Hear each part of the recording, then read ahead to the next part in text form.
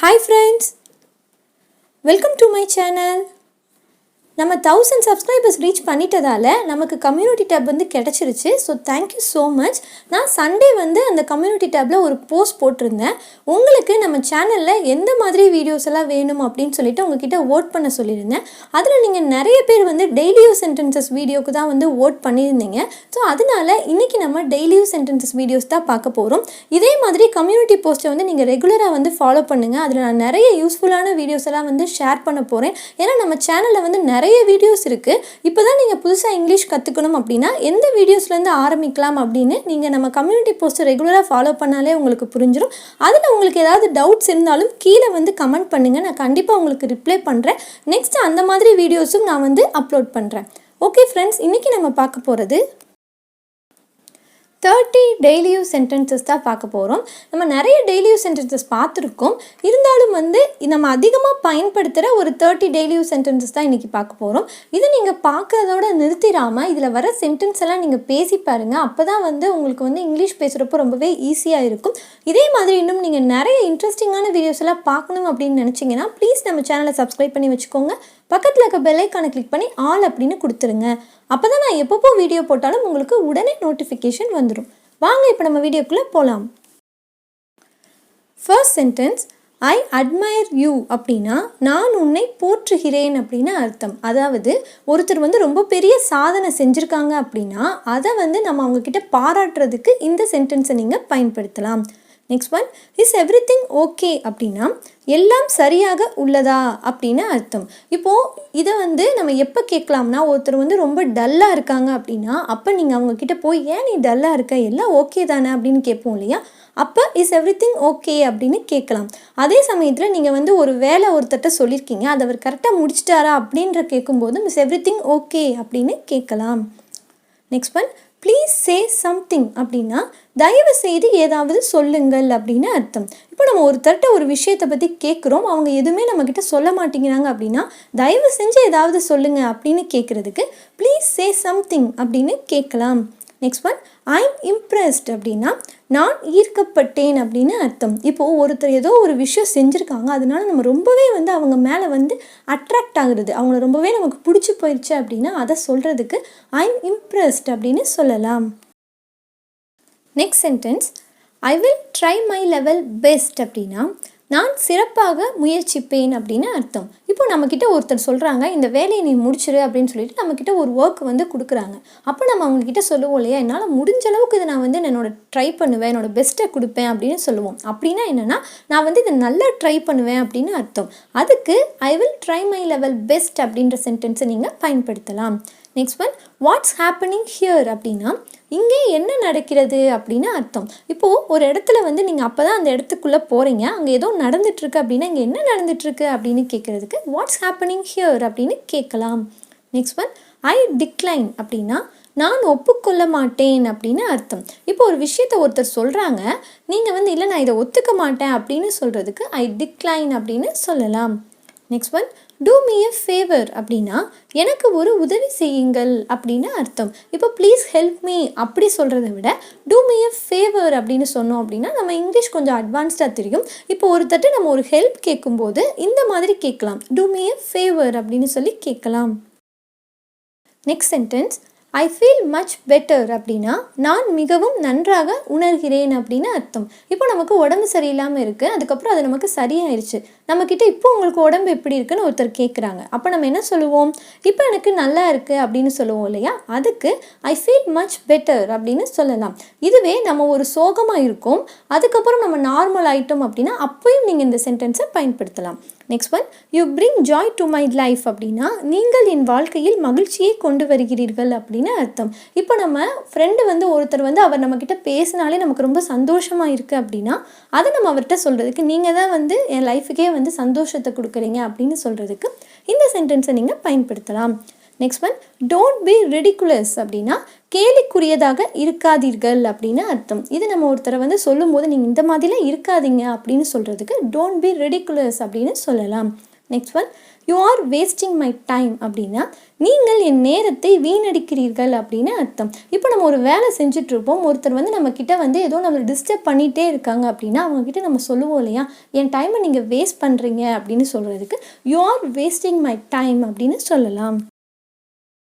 Next sentence, how to you feel அப்படின்னா நீங்கள் எப்படி உணர்கிறீர்கள் அப்படின்னு அர்த்தம். இப்போ ஒருத்தட்ட வந்து நீங்கள் எப்படி இங்கே ஃபீல் பண்ணுறீங்க அப்படின்னு சொல்கிறதுக்கு ஹவு டு யூ ஃபீல் அப்படின்னு சொல்லலாம். Next one, don't be so childish அப்படின்னா அவ்வளவு குழந்தைத்தனமாக இருக்காதீர்கள் அப்படின்னு அர்த்தம். இப்போ சில பேர் பார்த்தீங்கன்னா ரொம்ப பெரியவங்களாக இருப்பாங்க, ஆனால் அவங்க செய்கிற விஷயங்கள்லாம் வந்து ரொம்பவே குழந்தைத்தனமாக இருக்கும். அதாவது நம்ம சொல்லுவோம் இல்லையா, சின்ன பிள்ளைத்தனமாக இருக்கிறது அப்படின்னு சொல்லிட்டு, அந்த மாதிரி இருக்கிறவங்க நம்ம என்ன சொல்லுவோம், இந்த மாதிரி இருக்காதீங்க, கொஞ்சம் மெச்சூர்டாக இருங்க அப்படின்னு சொல்லுவோம் இல்லையா. அதுக்கு தான் நீங்கள் இப்படி குழந்தைத்தனமாக இருக்காதீங்க அப்படின்னு சொல்கிறதுக்கு டோன்ட் பி ஸோ சைல்டிஷ் அப்படின்னு சொல்லலாம்.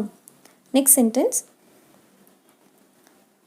டிட் யூ கெட் இட் அப்படின்னா புரிந்து கொண்டீர்களா அப்படின்னு அர்த்தம். இப்போ நமக்கு ஒரு விஷயத்தை வந்து ஒருத்தட்ட நம்ம எக்ஸ்பிளைன் பண்ணிகிட்ருக்கோம், எக்ஸ்பிளைன் பண்ணி முடிச்சுட்டு உங்களுக்கு இது புரிஞ்சிருச்சா அப்படின்னு கேட்குறதுக்கு டிட் யூ கெட் இட் அப்படின்னு கேட்கலாம். Next one, what is your job அப்படின்னா ஒருத்தட்ட வந்து உங்கள் வேலை என்ன அப்படின்னு அர்த்தம். இப்போ ஒருத்தட்ட நீங்கள் என்ன வேலை பார்க்குறீங்க அப்படின்னு கேட்குறதுக்கு வாட்ஸ் யுவர் ஜாப் அப்படின்னு கேட்கலாம். Next sentence, are you joining us அப்படின்னா நீங்கள் எங்களுடன் இணைகிறீர்களா அப்படின்னு அர்த்தம். இப்போ நம்ம ஃப்ரெண்ட்ஸ் எல்லாம் சேர்ந்து ஒரு இடத்துக்கு போகிறோம், அப்போ நம்ம இன்னொரு ஃப்ரெண்டையும் கூப்பிட்றோம், நீ எங்களோட வரியா அப்படின்னு கேட்குறதுக்கு ஆர் யூ ஜாயினிங் அஸ் அப்படின்னு கேட்கலாம். Next one, can I ask you something அப்படின்னா நான் உங்களிடம் ஏதாவது கேட்கலாமா அப்படின்னு அர்த்தம். இப்போ ஒருத்தட்ட நம்ம ஒரு விஷயத்தை பற்றி கேட்கணும், நான் உங்ககிட்ட ஒன்று கேட்கட்டுமா அப்படின்னு தமிழில் கேட்போம் இல்லையா, அதை இங்கிலீஷில் கேட்கும்போது can I ask you something அப்படின்னு கேட்கலாம். Next sentence, did you get my point அப்படின்னா எனது கருத்தை நீங்கள் புரிந்து கொண்டீர்களா அப்படின்னு அர்த்தம். இப்போ நம்ம ஒரு விஷயத்தை வந்து டிஸ்கஸ் பண்ணிகிட்ருக்கோம், நம்ம ஒரு விஷயத்தை அவங்கக்கிட்ட சொல்கிறோம், அப்போ அவங்கக்கிட்ட கேட்குறோம், ஓகே என்னோடய பாயிண்ட் வந்து உங்களுக்கு புரிஞ்சிருச்சா அப்படின்னு கேட்குறதுக்கு did you get my point அப்படின்னு கேட்கலாம். Next one, are you kidding அப்படின்னா நீங்கள் விளையாடுகிறீர்களா அப்படின்னு அர்த்தம். அதாவது நம்மளை ஒருத்தர் வந்து கிண்டல் பண்ணுறாங்க அப்படின்னா அது நமக்கு புரிஞ்சிருச்சு, ஸோ நம்ம அவங்கக்கிட்ட கேட்குறோம், நீங்கள் என்ன கிண்டல் தானே பண்ணுறீங்க அப்படின்னு கேட்குறதுக்கு ஆர் யூ கிடிங் அப்படின்னு கேட்கலாம். Next sentence, when is the train leaving அப்படின்னா ரயில் எப்போது புறப்படுகிறது அப்படின்னு அர்த்தம். இப்போ நம்ம ரயில்வே ஸ்டேஷன் போகிறோம், அங்கே கேட்குறோம் ட்ரெயின் எப்போ கிளம்புது அப்படின்னு கேட்கணும் அப்படின்னா அதுக்கு when is the train leaving அப்படின்னு கேட்கலாம். Next one, how long will you stay அப்படின்னா நீங்கள் எவ்வளவு காலம் தங்குவீர்கள் அப்படின்னு அர்த்தம். இப்போ நம்ம ஹோட்டல்ஸ்லாம் போய் ரூம் புக் பண்ணுறோம் அப்படின்னா அங்கே அவங்க நம்மக்கிட்ட கேட்பாங்க இல்லையா, நீங்கள் இங்கே எவ்வளோ நாள் தங்குறீங்க அப்படின்னு கேட்பாங்கல்ல, அதுக்கு how long will you stay அப்படின்னு கேட்கலாம். Next sentence, shall we go to the movie today அப்படின்னா இன்று நாம் திரைப்படத்திற்கு செல்லலாமா அப்படின்னு அர்த்தம். இப்போ ஃப்ரெண்ட்ஸ் எல்லாம் சேர்ந்து ஒரு பிளான் பண்ணுறோம், ஓகே நம்ம இன்றைக்கி ஒரு மூவிக்கு போகலாம், ஒரு படத்துக்கு போகலாம் அப்படின்னு சொல்லிட்டு கேட்குறோம். அப்போ அதை கேட்குறதுக்கு shall we go to the movie today அப்படின்னு கேட்கலாம். Next one, I am busy அப்படின்னா நான் பிஸியாக இருக்கிறேன். அதாவது நம்ம ஒரு வேலையாக இருக்கோம் அப்படின்னா அதை நம்ம ஒருத்தட்ட சொல்கிறதுக்கு ஐ எம் பிஸி அப்படின்னு சொல்லலாம். Next sentence, can I have your phone number அப்படின்னா உங்கள் தொலைபேசி எண் என்னிடம் தர முடியுமா அப்படின்னு அர்த்தம். இப்போ ஒருத்தட்ட நம்ம அவங்களோட மொபைல் நம்பரை கேட்குறோம், அப்போ உங்கள் மொபைல் நம்பர் கொடுக்க முடியுமா அப்படின்னு கேட்குறதுக்கு can I have your phone number அப்படின்னு கேட்கலாம். Next one, you are precious அப்படின்னா நீங்கள் விலை மதிப்பற்றவர்கள் அப்படின்னு அர்த்தம். இதை வந்து ஒரு பாராட்டுறதுக்கு பயன்படுத்துகிற சென்டென்ஸ். நம்ம லைஃப்பில் நமக்கு ரொம்பவே வந்து முக்கியமான ஒருத்தரை நம்ம சொல்லும்போது இந்த மாதிரி சொன்னோம் அப்படின்னா உங்களுக்கு வந்து நிகர் வந்து எதுவுமே இல்லை அப்படின்ற மீனிங்கை கொடுக்கறது தான் இந்த sentence. Next sentence, it's none of your business அப்படின்னா இது உங்களுக்கு தேவையில்லாத விஷயம் அப்படின்னு அர்த்தம். இப்போ சில பேர் பார்த்தீங்க அப்படின்னா எல்லார் விஷயத்துலையுமே ஏதாவது ஒரு கருத்து சொல்லிகிட்டே இருப்பாங்க, நம்ம பிரச்சனை என்னன்னே அவங்களுக்கு தெரியாது, இருந்தாலும் வந்து அவங்க ஏதாவது ஒரு அட்வைஸ் கொடுப்பாங்க, இதை நீ இதை அப்படி பண்ணு அந்த மாதிரி ஏதாவது சொல்லிகிட்டே இருப்பாங்க இல்லையா. அப்போ நம்ம சொல்லுவோம் இல்லையா, இது உங்களுக்கு தேவையே இல்லாத விஷயம், இதில் ஏன் நீங்கள் தலையிடுறீங்க அப்படின்னு கேட்போம் இல்லையா. அதுக்கு இங்கிலீஷில் it's none of your business அப்படின்னு சொல்லலாம். Next one, do you need anything அப்படின்னா உங்களுக்கு ஏதாவது தேவையா அப்படின்னு அர்த்தம். இப்போ நம்ம ஒருத்தட்ட வந்து உங்களுக்கு ஏதாவது வேணுமா அப்படின்னு கேட்குறதுக்கு டு யூ நீட் எனிதிங் அப்படின்னு கேட்கலாம். Next sentence, R you coming with me அப்படின்னா நீங்கள் என்னுடன் வருகிறீர்களா அப்படின்னு அர்த்தம். இப்போ நம்ம ஒரு இடத்துக்கு போகிறோம், ஒரு ஃப்ரெண்டை நம்ம கூப்பிடுறோம், நீ என் கூட வந்துடுறியா அப்படின்னு கேட்குறதுக்கு are you coming with me அப்படின்னு கேட்கலாம். Next one, words can't describe how thankful I am அப்படின்னா நான் எவ்வளவு நன்றி உள்ளவனாக இருக்கிறேன் என்பதை வார்த்தைகளால் விவரிக்க முடியாது அப்படின்னு அர்த்தம். இப்போ ஒருத்தர் நமக்கு வந்து நினச்சே பார்க்க முடியாத ஒரு பெரிய ஹெல்ப்பை ஒருத்தர் நமக்கு பண்ணியிருக்காரு. அப்போ அவர்கிட்ட நம்ம வெறும் தேங்க்யூ அப்படின்னு மட்டும் சொன்னோம் அப்படின்னா அது வந்து சரியாக இருக்காது இல்லையா? அந்த சிச்சுவேஷனில் நீங்கள் இந்த சென்டென்ஸை பயன்படுத்தலாம். அதாவது நான் உங்களுக்கு எவ்வளோதான் வந்து தேங்க்ஸ் அப்படின்றத வந்து என்னால் வார்த்தையால் சொல்ல முடியாது அப்படின்னு சொல்கிறதுக்கு words can't describe how thankful I am அப்படின்ற இந்த சென்டென்ஸை நீங்கள் பயன்படுத்தலாம். ஓகே ஃப்ரெண்ட்ஸ், இன்றைக்கி நம்ம 30 டெய்லி யூஸ் சென்டென்சஸ் அதோட தமிழ் அர்த்தத்தோடு பார்த்தோம். இந்த வீடியோ உங்களுக்கு யூஸ்ஃபுல்லாக இருந்திருக்கும் அப்படின்னு நினைக்கிறேன். இனிமேல் நீங்கள் பேசும்போது இந்த சென்டென்சஸையும் இடையில நீங்கள் பேசி ப்ராக்டிஸ் பண்ணுங்கள். அப்படி பேசும்போது உங்களுக்கே வந்து ஒரு கான்ஃபிடென்ட் வரும். ஸோ உங்கள் இங்கிலீஷ் ஃப்ளூயன்சி இம்ப்ரூவ் ஆகிறதுக்கு நிறைய சான்சஸ் இருக்குது. இந்த வீடியோ உங்களுக்கு பிடிச்சிருந்தது அப்படின்னா வீடியோக்கு ஒரு லைக் கொடுத்துருங்க, உங்கள் ஃப்ரெண்ட்ஸுக்கும் ஷேர் பண்ணிடுங்க. இதே மாதிரி இன்னும் நிறைய இன்ட்ரெஸ்டிங்கான வீடியோஸ்லாம் நீங்கள் பார்க்கணும் அப்படின்னு நினச்சிங்கன்னா ப்ளீஸ் நம்ம சேனலை சப்ஸ்கிரைப் பண்ணி வச்சுக்கோங்க. பக்கத்தில் இருக்க பெல் ஐக்கானை கிளிக் பண்ணி ஆல் அப்படின்னு கொடுத்துருங்க. தேங்க்ஸ் ஃபார் வாட்சிங் மை வீடியோ.